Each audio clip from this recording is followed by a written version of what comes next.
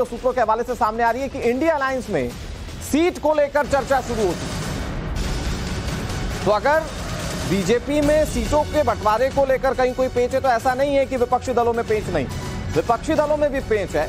और खबर यह है कि अभी सीट बंटवारे को लेकर इंडिया अलायंस की भी बैठक शुरू हो चुकी है। आरजेडी कांग्रेस में अब तक बात नहीं बन पाई है बिहार को लेकर, ये सूत्र बता रहे हैं 30 से कम सीटों पर लड़ने को तैयार नहीं है आरजेडी यानी कि लालू प्रसाद यादव की पार्टी। तो ऐसे में यहां किस फॉर्मुलेशन के साथ चुनावी मैदान में होंगे विपक्षी दलों के तमाम नेता, ये देखने वाली बात है। हालांकि आपको याद होगा लालू प्रसाद यादव की अभी पटना के गांधी मैदान की वो रैली जिसमें बड़ी संख्या में समर्थक इकट्ठा हुए थे, मंच पर विपक्षी एकता की एक बड़ी तस्वीर देखने को मिली थी। लेकिन यहां पर सवाल इस बात को लेकर है कि सीट शेयरिंग का फॉर्मूला क्या होगा। 30 से कम सीटों पर मानने को तैयार नहीं है राष्ट्रीय जनता दल।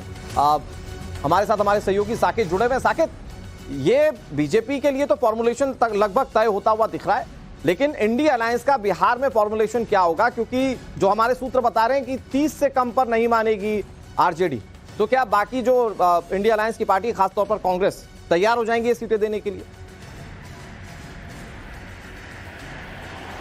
देखिए अनुराग, इंडी गठबंधन में अगर हम बिहार में बात करें या बिहार के परिप्रेक्ष्य में देखें तो महागठबंधन जो पहले से बिहार में बना हुआ है उसमें सीट शेयरिंग का मामला अगर फंस रहा है तो वो आरजेडी और कांग्रेस के बीच ही है। क्योंकि कांग्रेस एक तरफ 16 सीटें मांग रही है कि वो 16 सीटों पर चुनाव लड़ना चाहती है और पिछले 2019 के लोकसभा चुनाव में कांग्रेस को 9 सीटें मिली थी, लेकिन इस बार वो 16 सीटों की डिमांड कर रही है कांग्रेस आरजेडी से। वहीं आरजेडी शुरू से ये कहते आई है कि 28 से 30 सीटों से नीचे आरजेडी चुनाव नहीं लड़ेगी। उनके नेता आधिकारिक तौर पर भी ये बयान देते रहे हैं शुरू से, क्योंकि लगातार आरजेडी ये कह रही है कि जो क्षेत्रीय पार्टियां जिन राज्यों में मजबूत है उनको ड्राइविंग सीट पर होना चाहिए। और आरजेडी का यहां पर अपना जमीन है, यहां पर उनके जो कार्यकर्ता है, उनके वोटर है, बड़ी संख्या में है। तो ऐसे में आरजेडी ड्राइविंग सीट पर है तो आरजेडी की बात मानी जाए। और यही वजह है कि 28 से 30 सीटों की मांग कर रही है। लेकिन ये चीजें इतनी जल्दी सुलझने वाली नहीं है, क्योंकि वामपंथी पार्टियां जो सीपीआईएम है, सीपीआईएमएल है, इनकी भी अलग अलग डिमांड है। ये भी अपने अपने हिसाब से